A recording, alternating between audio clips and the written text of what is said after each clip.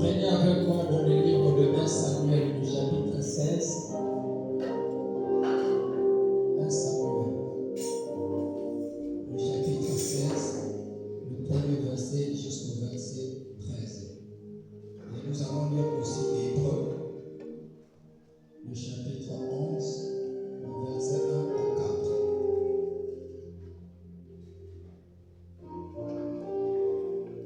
Je lis au nom du Seigneur 1 Samuel, le chapitre 16, du premier verset.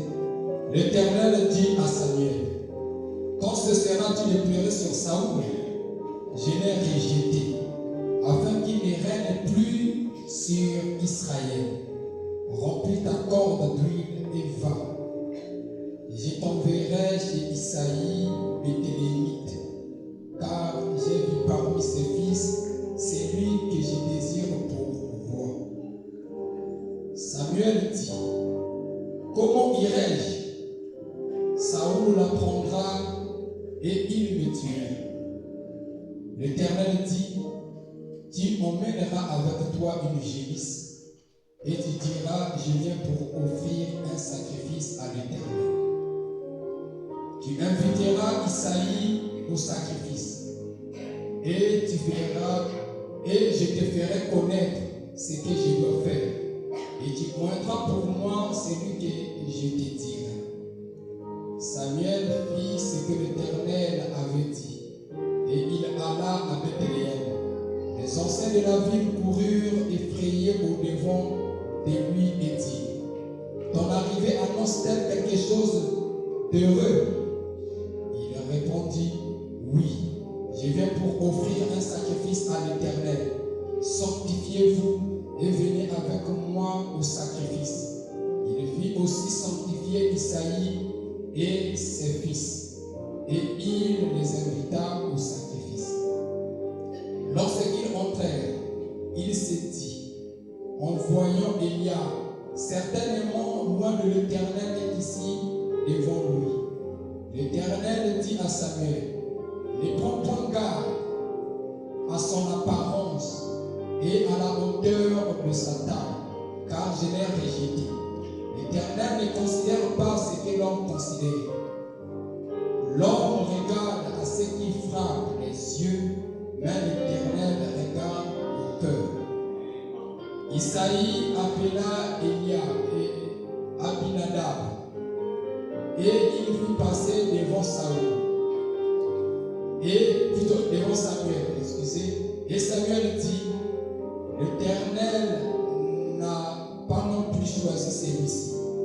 Isaïe fit passer Shama, et Samuel dit: l'Éternel n'a pas non plus choisi celui-ci. Isaïe fit passer ses 7 fils devant Samuel, et Samuel dit à Isaïe: l'Éternel n'a choisi aucun d'eux.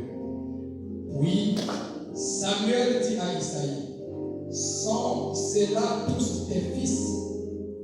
Et il répondit: il reste encore le plus jeune, mais il fait paître les brebis. Alors Samuel dit à Isaïe: envoie le chercher, car nous ne nous placerons pas devant qu'il ne soit venu ici. Isaïe l'envoya chercher. Or, il était blanc avec des beaux yeux et une belle figure. L'Éternel dit à Samuel: lève-toi, oins-le, car c'est lui. Samuel prit la corde d'huile et éloigna au milieu de ses frères. L'Esprit de l'Éternel saisit David à partir de ce jour et dans la suite. Samuel se leva et s'en alla à Rama. Amen. Vous pouvez vous asseoir pendant que je vais lire l'Épître des Hébreux.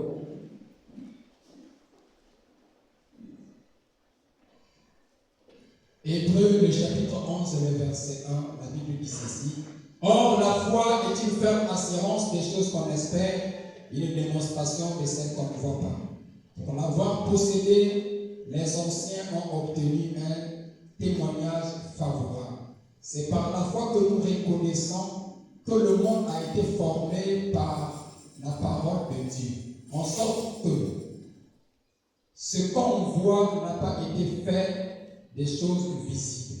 C'est par la foi qu'Abel offrit à Dieu un sacrifice plus excellent que celui de Caïn. C'est par elle qu'il fut déclaré juste, Dieu approuvant ses offrandes, et c'est par elle qu'il parle encore, quoique mort. Amen. Avec le texte incliné, nous allons prier le Seigneur. Seigneur éternel et Dieu Tout-Puissant, toi le merveilleux en sagesse, toi le Dieu d'Abraham, toi le Dieu d'Isaac, toi le Dieu de Jacob. La Bible dit, Seigneur, avant toi il n'y avait pas de Dieu, et après toi il n'y en aura point, Seigneur.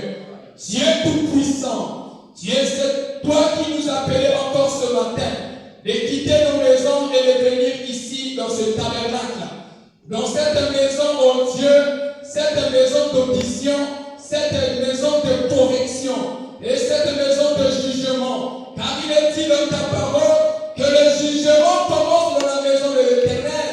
C'est pourquoi, oh Dieu puissant, tu nous châties, Seigneur, afin que nous puissions revenir au droit chemin quand nous faisons des choses qui ne te plaisent pas.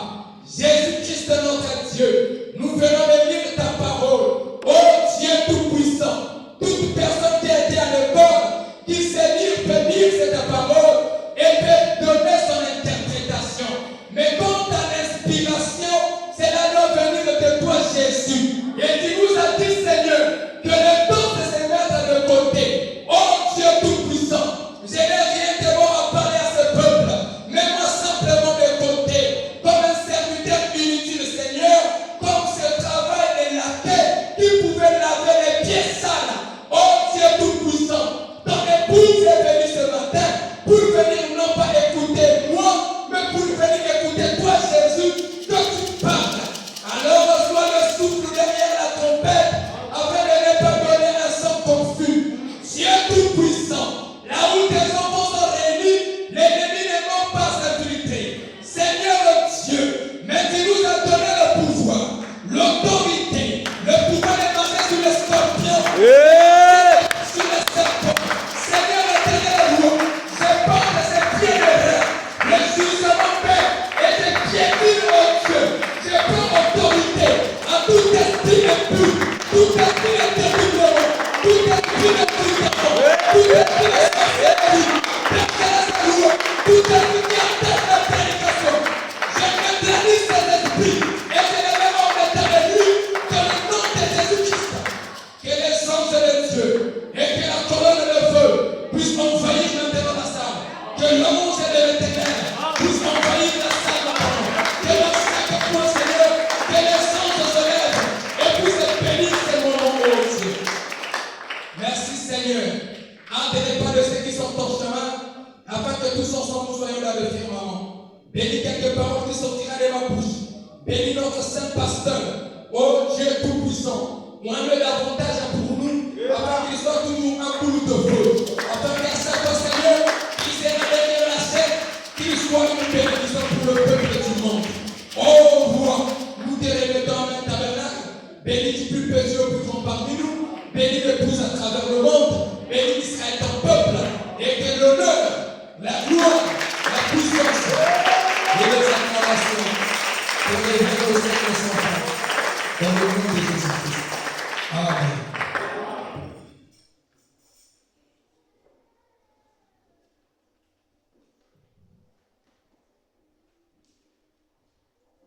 J'ai dit encore que le Seigneur vous bénisse. Être vous heureux d'être dans la maison du Seigneur. En effet, c'est une grâce. Et nous sommes ici par la grâce du Seigneur pour parler de notre royaume et de sa seigneurie. Et à chaque fois que le peuple de Dieu se réunit, c'est que Dieu a quelque chose à nous dire. Et donc Dieu ne t'a pas gardé en vie en vain. Non. Si Dieu t'a gardé en vie jusqu'à ce matin, parce que le pouvoir il t'a placé sur la terre, le but n'est pas encore accompli. Voilà pourquoi tout ce que tu traverses dans ta vie, que ce soit les maladies, que ce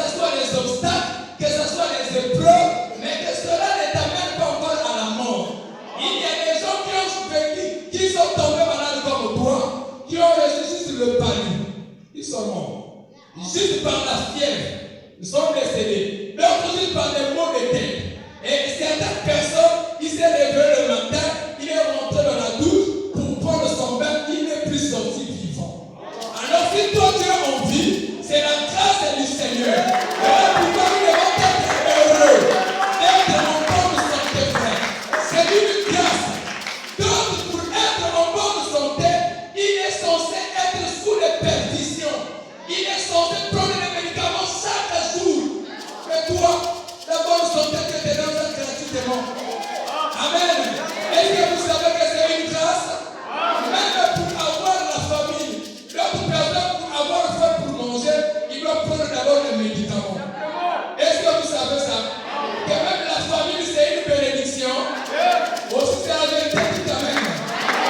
Même la famille, avoir faim, c'est une bénédiction. Parce que d'autres personnes, ils sont sous oxygène, ils ne peuvent pas avoir faim.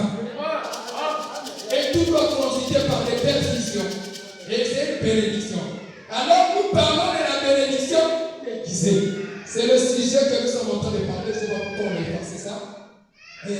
Et la bénédiction déguisée. C'est ce que nous sommes en train de parler depuis le vendredi. Et nous avons défini que la bénédiction, c'est une faveur. La bénédiction, c'est une grâce, une faveur de la part du Seigneur. Et le déguisement, c'est la dissimulation. Quand on veut dissimuler quelque chose, on se déguise. Et nous avons pris l'exemple pour les enfants quand on veut jouer un théâtre. Et souvent, les enfants prennent les apparences, ou les grandes personnes peuvent prendre même les apparences. Et si c'est un petit enfant qui veut jouer le rôle d'un papa, on va le mettre un peu la barbe et on va mettre un peu la couleur blanche sur la tête pour montrer qu'il est vieux. C'est le déguisement. C'est juste pour jouer un rôle. Et nous savons dire que la bénédiction de Dieu ou les faveurs de Dieu nous viennent aussi de manière déguisée. Et souvent, quand ça vient de cette manière-là, les hommes commettent la grave erreur de rejeter ça. C'est là où nous avons tiré notre sujet dans le livre de 1 Samuel. Et dans 1 Samuel, on nous a parlé de l'histoire de David. L'histoire de David, le petit qui avait été point roi. Mais que ce matin, que Dieu nous aide de montrer David le bien-aimé. Frère David, si le nom David signifie bien-aimé. Amen. Donc ce matin, moi je veux parler au bien-aimé. Et le bien-aimé que je parle ici, c'est pas ta chair. Le bien-aimé que je parle ici, c'est ton âme. C'est celui-là le bien-aimé. Amen. Et nous avons commis cette erreur. Nous avons appelé tout le monde à l'église bien-aimé. Tout en ne sachant pas la nature de ce qui s'est trouvé dans leur âme.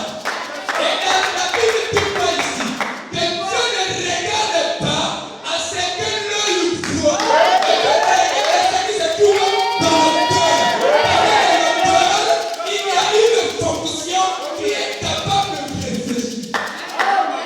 Est-ce que vous connaissez ça? C'est Bernard me le dit, que les hommes et les sœurs étaient en retard, que dans la pensée, plutôt dans le cœur, il y avait un endroit qu'on appelait un endroit vide. Et dans cet endroit-là, c'est logé l'âme. Et bien la Bible dit que l'homme pense dans son cœur. L'homme de la chose a dit que Dieu avait commis une erreur. Et nous parlons de cette chose qui se trouve à l'intérieur du cœur, cet endroit vide-là, qui doit être rempli par Dieu. Et dans cet endroit vide, tu le gardes toujours dans cet état et tes pensées seront négatives. Et c'est de là que vient de la foi. C'est à l'intérieur. Mais aussi, lorsque ta foi elle est intellectuelle, et tu vas raisonner. Tu seras comme Samuel. Quand il a vu Eliab, il a dit assurément, c'est celui-là le bien-aimé. C'est celui-là le roi.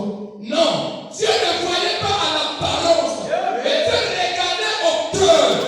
Car s'il se trouvait dans le cœur d'Eliab, Dieu ne pouvait pas le mémoire des rois.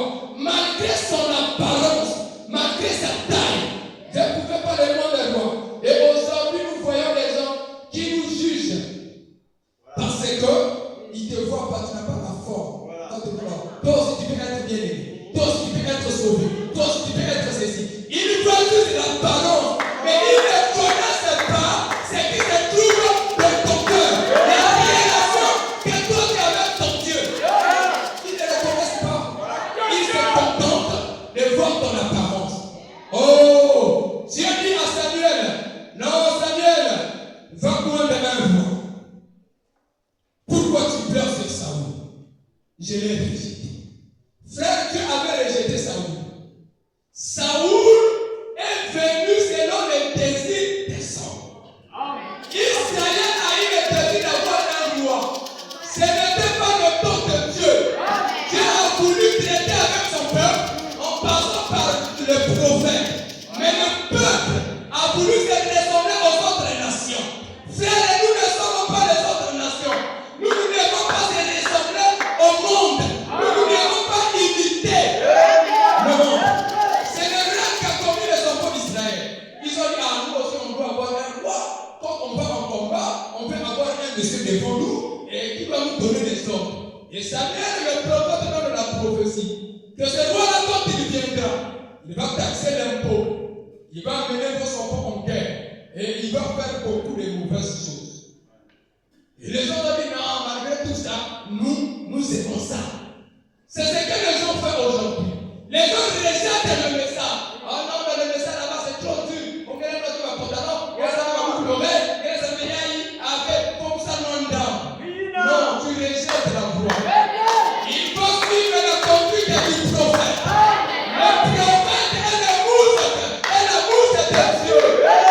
Et Dieu a pensé, le prophète a parlé, et nous croyons. C'est l'ordre établi par Dieu. L'ordre divin.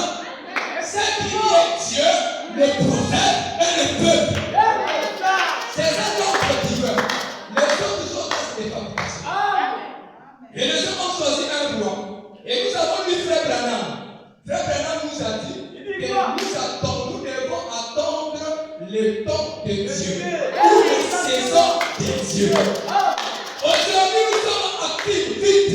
Et Israël est rentré dans cette précipitation. On a établi un roi. Et vous voyez le paradoxe dans cette histoire. C'est que Dieu, qui avait donné la prophétie à Jacob, que le roi devait sortir de la lignée de Juda, contourne la situation. Il prend un benjamite. Si le peuple d'Israël était révélé, il devait comprendre que Saoul n'était pas la volonté de Dieu. Parce qu'il était un benjamite. Or, le roi devait venir de la tribu de Juda. Mais ils se sont rentrés là, ils ont vu la taille de Saoul. C'était un costaud, un soldat, un monsieur de l'apparence et un roi. C'est ce que nous voulons aujourd'hui. On veut un pasteur populaire. Amen. Regardez seulement ce qui se passe dans les réseaux sociaux. Les gens veulent un pasteur populaire. Les gens veulent une évangile populaire. Vous êtes en train de choisir Saoul. David est dans la forêt. Pendant que Saoul est au trône, accomplissant la volonté faisant la volonté d'Israël. Et rendant service à Dieu, mais en dehors de la volonté de Dieu. Roi. Il a régné pendant longtemps. Il a régné. Mais le temps était arrivé. Il a désobéi. Dieu l'a rejeté. Dieu dit à Samuel, va chercher David. Et quand Samuel arrive, il dit non, Dieu, je ne peux pas aller comme ça. Sinon, le monsieur là, il va me tuer. Il va te tuer. Lui, il va me tuer. Quand il a programmé ça, comme moi, le roi est caca. Le monsieur là, il va me tuer. Pourquoi Samuel a eu peur? Parce que la faveur de Dieu avait quitté le cœur de Saoul. Et Saoul, ayant plus la faveur de Dieu, ayant plus la bénédiction de Dieu sur lui, il pouvait tuer. Il pouvait faire mal. Tuer un prophète, ça veut dire qu'il va me tuer. Qu'est-ce que nous? Et Dieu dit, on va continuer la situation. La bénédiction de qui s'est commencée. Dieu dit non, je vais continuer la situation. Comme il dit, et dit, tu vas aller offrir un sacrifice. Frère, à l'apparence, c'est là montrer un mensonge.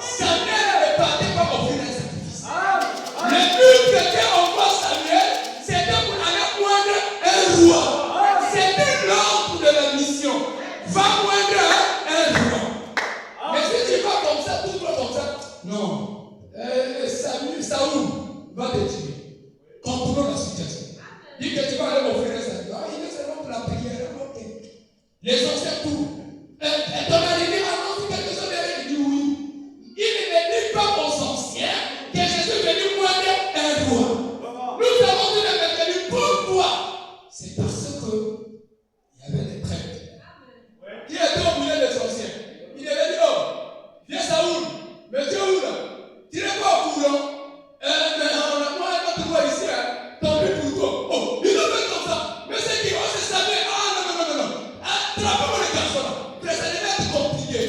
Dieu est tellement sage, Dieu est tellement aimé, il s'est révélé dans la simplicité. Il a caché ses choses. Alléluia. La Bible dit que ces choses ont été cachées aux sages et aux intelligents pour révéler aux petits enfants. Dieu se cache. Le frère dit se cache là. C'est comme ça, oui, le vieux Saoul là, il était bon. Les anciens de la Bible aussi n'étaient pas au courant. Ils savaient seulement le sacrifice. Frère, le paradoxe dans cette situation, c'est que quand le Seigneur vient, il offre le sacrifice d'abord. Après le sacrifice, il dit il va appeler Isaïe. Dieu lui dit seulement appelle Isaïe et ses enfants. Dieu ne dit pas à Samuel que cet enfant doit être appelé David. Est-ce que vous voyez la manière de Dieu? Dieu fait les choses de manière inattendue. Même au prophète qui parlait avec Dieu, Dieu ne lui révèle pas le nom de David. Mystère. La bénédiction était cachée dans ce mystère-là. C'était un silence.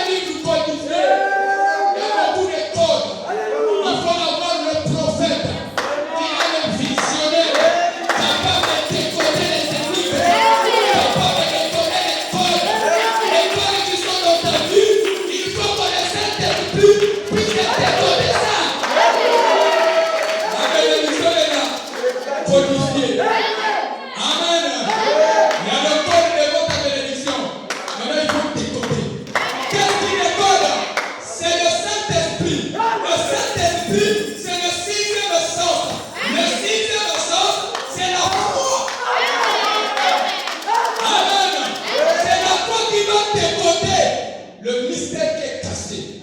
Derrière ce que tu traverses. Amen. Le prophète est parti. Et nous avons vu le prophète parti. Deux choses. Une mission. Un seul homme avec deux missions. D'abord le sacrifice, après l'onction. C'est ce côté-là que nous avons dit. Le côté onction. Parce que la mission primordiale n'était pas le sacrifice, mais c'était l'onction qui devait revenir sur le roi. Il faut choisir un autre roi. Amen. Il est venu, il a présenté, il a fait ce qu'il fallait faire. David a été roi. L'histoire ne s'arrête pas là. Saoul n'a pas quitté le trône. Saoul est resté roi. Mais c'est compliqué. Donc on peut avoir deux comme Israël. Non. Saoul représentait juste un homme qui était devant le trône en train de juger. Mais l'onction de la royauté, l'onction du ministère n'était plus sur Saoul. Et nous avons vu qu'aujourd'hui on se retrouve avec beaucoup de Saoul derrière les chaînes. Il a un fou, il a le peuple, mais il n'a plus l'onction. Pourquoi? Parce qu'il a rejeté la voix du messager. Une fois que Saoul avait désobéi à la voix du prophète, l'onction l'a quitté. Frères et sœurs, quand tu désobéis à la parole de Dieu, l'onction te quitte. Maintenant, dit c'est la colombe. Elle ne supporte pas la saleté. Et le Saint-Esprit est sur toi. Dès que tu pèches, tu fais ce qui est contraire à la parole, l'onction la quitte. Saoul n'était pas plus du diable. Non. C'est un fils de Dieu. C'est vrai Branham qui a dit Saoul était un fils de Dieu. Mais il n'avait plus l'onction. Et il est mort récupéré. L'onction est revenue sur David. David ne connaît la bouche. David n'est pas allé chercher le trône. Et nous avons dit que les bien-aimés aujourd'hui, nous manquons de l'humilité. David avait l'insigne du Seigneur. David avait ce que le prophète a dit. David avait l'onction. David n'avait pas le trône. Roi, son trône. Jésus, les hommes bien, Jésus, tu t'es mis roi des Juifs. Mais si tu es roi, comment tu peux dire? Il dit mon royaume n'est pas d'ici-bas. Si mon royaume était d'ici-bas, les anges devaient comprendre. Un roi sur la terre, et un qui avait le trône. Paradoxe. David est réparti en forêt. Continue à entretenir ses troupeaux. Il est là, calmement, sans bruit. Mais nous voyons quelque chose d'étonnant aujourd'hui. C'est que quand les gens reçoivent quelque chose, nous avons besoin de un sens spirituel. Et voilà plus. Non, voilà, Moulou. Vous m'avez déjà Moulou. La sorte de Dieu attend son temps. On ne précipite pas. Tu ne peux pas précipiter ta bénédiction. Sinon, tu vas toucher à l'interdit. La chose est là. L'onction est là. La prophétie est là. Mais tu ne cours pas. Reste à ta place. Continue à prier. Dis Seigneur, j'attends ta volonté. Et la volonté de Dieu viendra.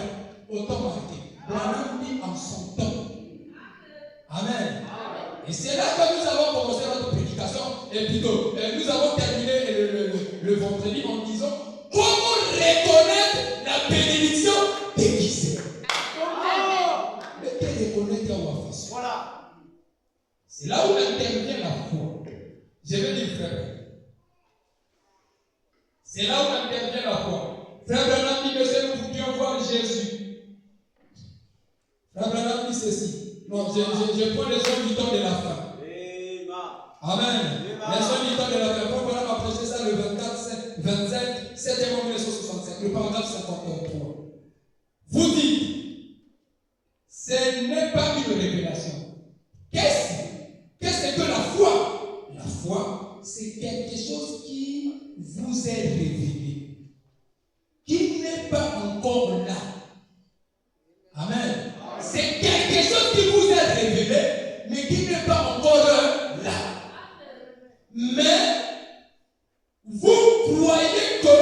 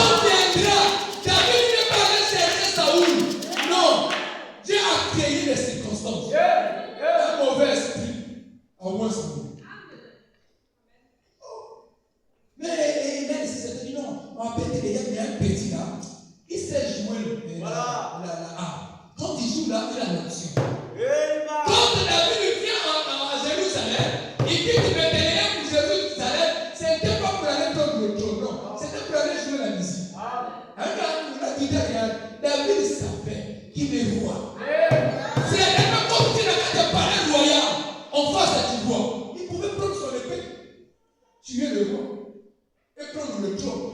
On a dit c'est l'esprit de la rébellion. Dieu n'agit pas à travers l'esprit de la rébellion. Et aujourd'hui, les services sont remplis de rebelles. Vous savez, vous rebelles. Le pasteur dit tu n'écoutes pas. Les diables parlent, tu n'écoutes pas. Les anciens parlent, tu n'écoutes pas. Papa parle, tu n'écoutes pas. Les enfants seront rebelles à l'air. Les enfants, revenez à la vie.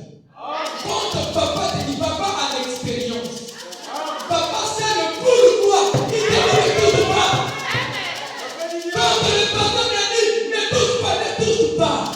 Il est le pasteur, il est le père, il est le vision plus élargie. Et aujourd'hui, Dieu les enfants rebelles. La rébellion. Et même le ministère, tu vois les enfants rebelles. Qu'est-ce qu'il veut montrer? Moi aussi j'ai été appelé. Lui il est pasteur, moi aussi j'ai été appelé. Tu es arrogant. Mais tu n'es pas David. L'onction de David n'est pas en toi. Tu n'es pas le bien-aimé de Dieu. Ce qui a caractérisé David, c'est l'humilité. Et un cœur. David savait prendre sa place. On lui a dit de jouer la guitare. Bien en étant roi, il vient jouer la guitare avec notre roi. Il joue l'humilité. Il a joué les démons quittés. Et un jour, Dieu dit bon, c'est le temps de David de venir en tant que soldat. Frère, David n'avait pas fait les armes. Il n'avait pas fait l'arme. Quand son père lui dit va au front, David n'avait même pas écouté que non, au front là-bas, il y a un monsieur qu'on appelle le Goliath. David n'avait pas écouté ça. Lisez bien l'histoire. David n'avait pas écouté ça. David était surpris. Quand il a dit avec le pain. Amen. David va apporter le pain. David apporte la parole. Mais derrière la parole, le pain de David, David a aussi l'annonce. Deux choses. Il amène d'abord le pain et il vient avec sa annonce. Le pasteur ou le prédicateur n'a pas seulement la parole. Tu dois avoir le front. Il est l'arme pour combattre. Il va avoir la vie et la prière. Le moyen n'a pas seulement la parole. C'est Branham a dit, c'est Branham a dit, c'est Branham a dit. Mais où est le front? Où est le pain pour le combat? Parce qu'au front, il y a Goliath. Mais quel Goliath est au front? C'est un adversaire de taille. Là, ma citation est, oh la parole, le pain. David devait regarder son front. Il est venu avec sa lance. Il dit, on ne sait jamais, en route, je peux croiser un adversaire et j'ai la tête. C'était ça David. Et donc, l'église du Dieu vivant, nous avons reçu la parole, mais il nous faut aussi l'arme du combat, qui est la prière. Et que l'homme a dit que la prière est l'arme la plus puissante. Nous avons la parole, nous avons la prière. Vous voyez la vie de David, c'est la vie de bien-aimé. Il a la parole, il a le pain, il a aussi le front. Et David est allé au front. Quand il a dit, David n'est pas allé là-bas pour aller combattre. David pouvait n'a pas parlé pour gagner loin. David était parti pour donner juste le pain. Et quand il a dit, il a dit, mais qu'est-ce qui se passe là? Oh non, on est impressionnant. Goliath sort. Israël. Envoyez-moi quelqu'un. On va combattre ensemble. Si lui va me vaincre, nous on sera vos esclaves. Ou si nous on gagne, vous serez nos esclaves. Saoul, la peur. C'est le corps humain. Saoul représente ta chair. Quand le père se présente, la chair réagit. Tu as peur. Ah, mon Dieu, on va sortir ça là. Qu'est-ce que je vais devenir avec une telle situation? Non. Fais appel à David. L'homme intérieur. L'homme, il doit réagir. David, il doit réagir. Alléluia. David est en toi. Il faut le faire réveiller. Appelle Saoul a eu peur. Non, vraiment. Mais comme ça peut s'arrêter. C'est qui se présente devant toi. Ta situation, c'est la peur. Saoul a eu peur. Pourquoi? Il n'avait plus d'option. Pourquoi? L'adversaire était de taille.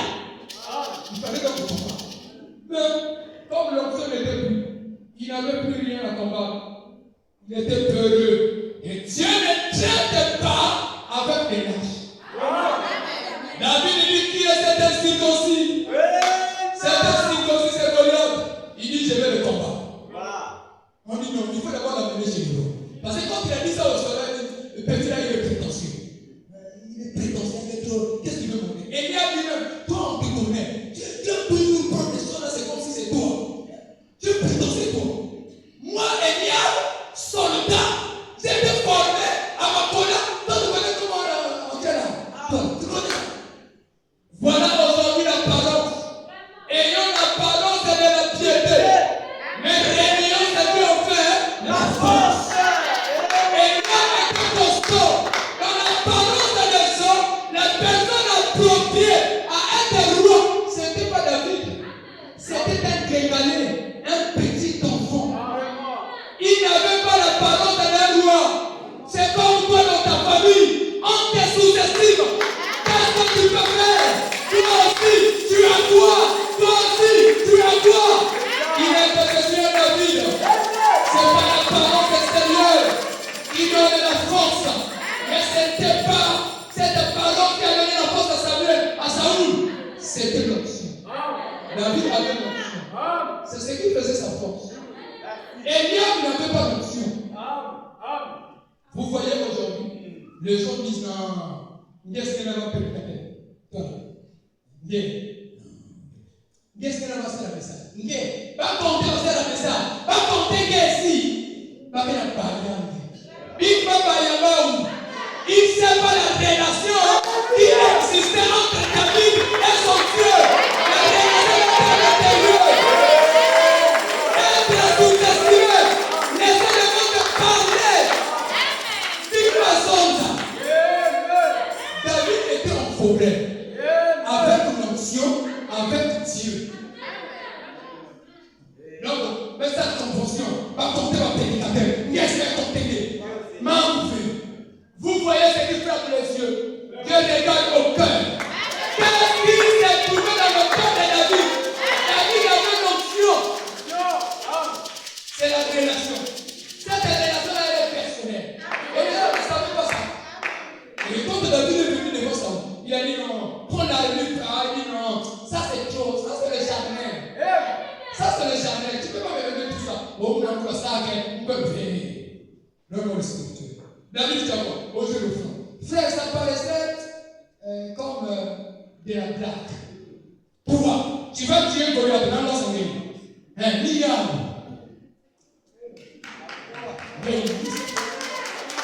Tu vas mettre Goliath? Oui. Avec quoi? Oh la lance. Et quoi encore? Oh avec les pieds. Oh. Goliath, sa taille, l'armure. On dit que c'est une autre personne qui soulevait son bouclier. Il était un géant. Et le bouclier le pesait, ça pesait frère. Un géant. David dit, oh non, non. C'est Dieu dans les choses inattendues. Le Dieu inattendu. Amen. Le Dieu humiliable. Il ne change pas. Mais il révèle de la façon inattendue. La bénédiction d'Israël, la délivrance d'Israël est venue à travers un berger. Pas à travers un roi. Pas à travers un soldat. C'est que la famille attend que tu fasses beaucoup de choses, mais c'est dans la simplicité que Dieu va t'utiliser. Il va placer en toi l'onction qu'il faut. Il va placer en toi les capacités qu'il faut. Et Dieu te connaît. Alléluia. La chose est là. La chose inattendue. Le Dieu inattendu est descendu. Il a manifesté la chose. Paf! La bénédiction d'Israël. La bénédiction qu'Israël attendait là. C'est venu à travers un berger. Ce n'était pas venu à travers un roi. La bénédiction déguisée. Amen. Alors en tant que le salut est venu de façon déguisée. On a vu un monsieur sortir un matin. Oh non, vraiment, Dieu m'a dit que je dois construire un arche où je vais sauver le monde. L'arche, tu vas sauver des milliers de gens. Pas que quand tu as des arches à moi, ou à façon. Fais raisonnement humain.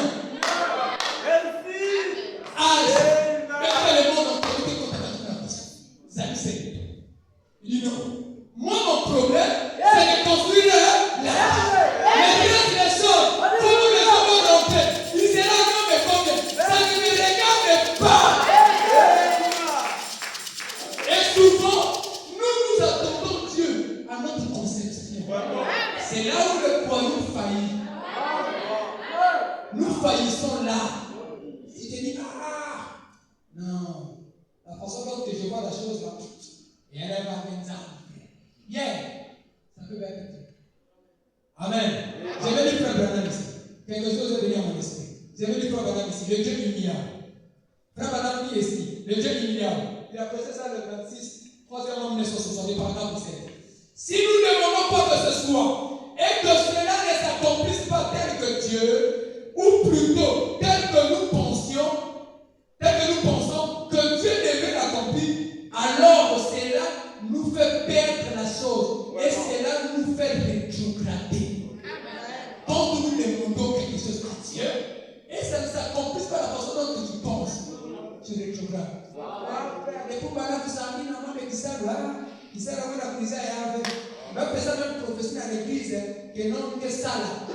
Mais tu l'as dit, ça là, ma foi est là, mais finit trop. Prophétie même passer dans l'église, même chose, passer la même chose, mais elle a sa maman vu. Maintenant, nous rétrogradons et nous perdons la chose. Parce qu'on attend Dieu, c'est notre pensée. Ce matin, j'aimerais que tu dénatures ta pensée. Prends la pensée de Dieu. La pensée de Dieu, c'est la parole de Dieu. Dénature ta pensée. C'est ce qui t'empêche d'obtenir. Branham continue. Il dit, nous reprenons et cela nous fait rétrograder. Demandons à Dieu, tenons-nous fermement sur la parole et disons qu'elle est vraie. Et cela, recevons simplement cela tel que Dieu l'envoie. C'est ainsi qu'on doit croire Dieu pour raisonner vrai. Les vrais croyants aujourd'hui, nous les croyons. Nous raisonnons trop. Quand Dieu veut que ça va passer, Dieu va faire comment? Ça va arriver comment? Qui par ses inquiétudes peut ajouter un coup d'œil sur sa vie? C'est pas parce que tu te plains que la chose va changer. Non! Branham dit, tenons-nous fermement à la parole. Fermement. Que ça souffre à cause de toi, ferme. Branham dit, cela peut arriver de façon déguisée. La chose peut arriver de façon déguisée. Cela peut arriver d'une autre façon. Et peut-être de cette façon-là. Mais peu importe comment cela arrive, si nous avons demandé, nous recevons. Dieu l'a dit, cela règle le problème pour toujours. Si Dieu l'a dit, or, quand vous vous mettez à considérer Dieu ainsi et que vous croyez cela, eh bien Moïse serait-elle arrivé s'il avait dit, j'ai prié Dieu de faire de moi un militaire et le voici dans le buisson ardent, de la façon dont Dieu lui avait apparu. Ne change pas. C'est ainsi qu'il apparaît. Du moment que Dieu vient et répond, du moment que nous reconnaissons cela comme étant Dieu. Et c'est bien cela qui a de l'importance. Ce n'est pas de la manière, mais c'est nous devons tenir. Est-ce que c'est Dieu qui l'a dit? Dieu a dit la chose reste ainsi. Il ne t'agite pas. La bénédiction vient de façon déguisée. Alors je commence à terminer. Frère Branham a parlé d'une histoire. Une histoire qu'il a vécue là-bas en Allemagne. Soyez certains de Dieu. Je vais lire ça pour terminer. Il est déjà tout seul. Soyez certains de Dieu. Cela me rappelle un tableau en Allemagne. C'est comme un gros tableau de la trahison qui est dans la forêt. Ce tableau est si grand qu'on a dû bâtir un immense bâtiment d'une valeur d'un demi-million de dollars pour l'abriter. Ce tableau allemand s'intitule Lumière. Vous avez déjà vu cette histoire? On va lire l'histoire. Ils ont l'histoire. La histoire est faite. C'est pas Branham qui nous raconte. Et lorsque vous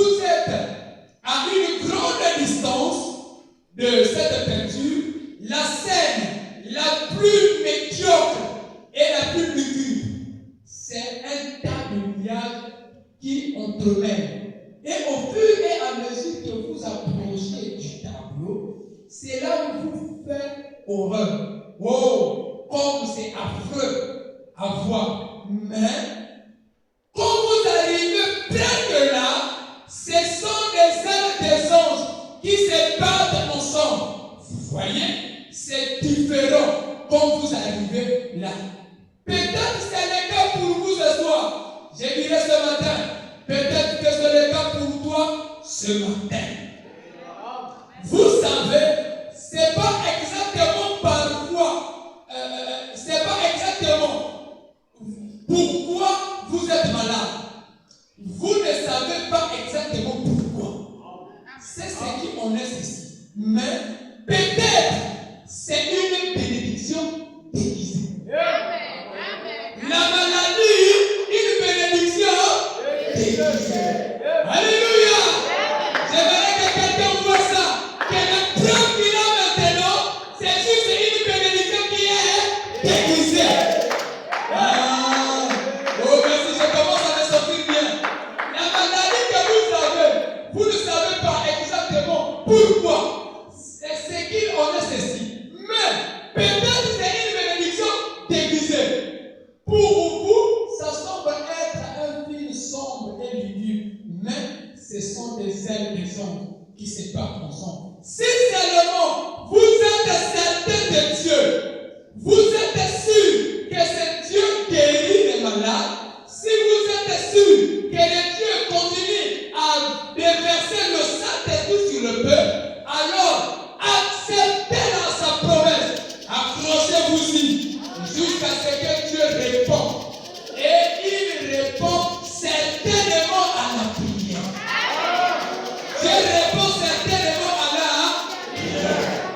Alors, la preuve que tu as maintenant, je vais t'encourager, mon frère, c'est que tu traverses ce matin. Le preuve que tu as, la maladie qui arrive dans ta vie, c'est juste une bénédiction qui est déguisée. Le problème, c'est que tu dois élever ta foi et monter dans les dimensions pour comprendre quelle est la volonté de Dieu derrière la situation. Ensuite, mon Dieu est venu pour la première fois. On t'a parlé du message. On t'a dit avant des messages. Et ils sont ceci. On a critiqué le message dans tous les sens. Ce sont les messagers les plus espions. Ils étaient ils sont partis. Moïse a envoyé les 12 espions. Arrivant devant le mur. Ils ont mis là-bas. Nous avons mis les fils d'Anak. Ce sont des géants. Nous sommes comme les sauterelles. Le problème de ta vie est tellement géant que tu te sens comme la sauterelle. Et je ne suis pas là de dire c'est bien. Je suis Jésus. Il a conduit la terre. Il a fait. Nous avons la promesse. Dieu a dit, par nous prenez la terre de la terre. Je vous donne la possession. Alléluia.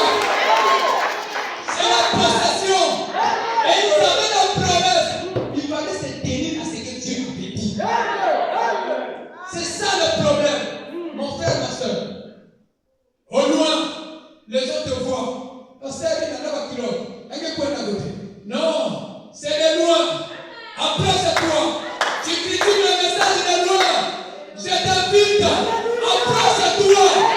Après c'est toi. Après c'est toi. Tu vas comprendre. Il y a l'enfant de Dieu. Que ce sont des scènes de nègres. Ne sois pas de loin. Tu n'as pas la chose. Après c'est toi.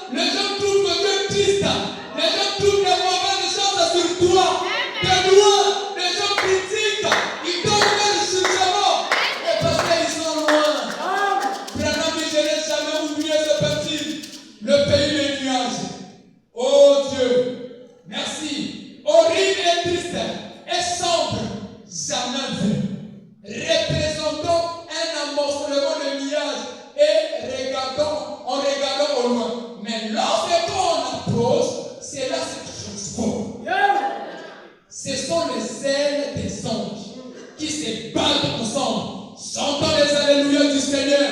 Oh, c'est voilà, c'est horrible. Qu'est-ce que c'est? C'est sombre parfois. Si vous regardez de loin, c'est la sombre triste et sombre. Mais prenez Dieu au mot. C'est Dieu. Approchez-vous. Ensuite, tout près, vous découvrirez ce que sont les ailes des anges. Alléluia. Et moi, ça paraissait une nuage. Le nuage était descendu sur le mont du soleil couchant. Le nuage est descendu. Des fois, les gens ont dit c'était une nuage mystérieuse. Mais quand le prophète est venu plus près, il a vu que c'était les ailes des anges. Alléluia. La photo de la nuage,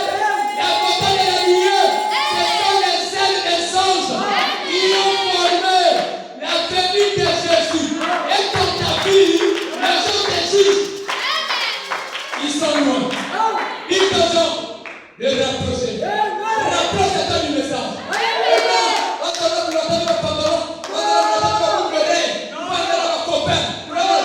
Tu es loin. Rapproche-toi.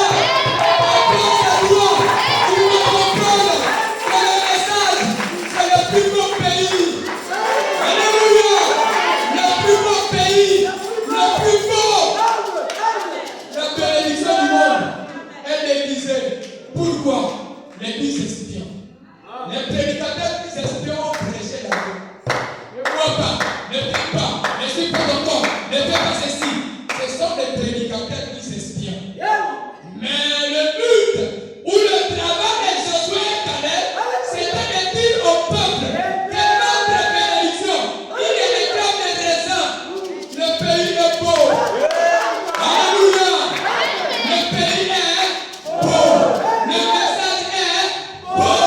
Mais de loin, cela apparaît une image triste, une image sombre. Mais après le doigt, tu verras les ailes des anges. Avec une église, comme les gens ont peint une image sombre, une image de ténèbres. Mais nous disons, rapprochez-vous. Rapprochez-vous.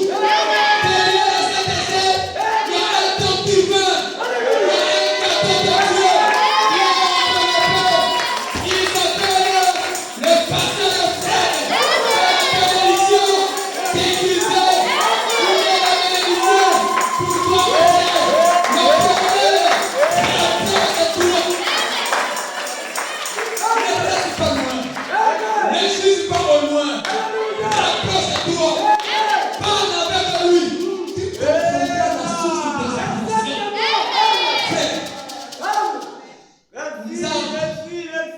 Ce matin, je vous donne un truc. J'ai parlé avec le pasteur pendant 10 minutes. Frère, il a dégagé une certaine énergie. Rapproche-toi.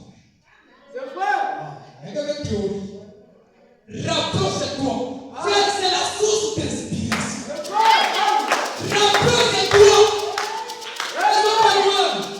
Quand tu as prévu que tu es, tu veux rester loin pour toi. Rapproche-toi. Et ne peux pas t'appeler le pasteur. C'est l'image triste. C'est l'image sombre. Mais c'est le pays des anges. Rapproche-toi. Les gens qui te critiquent,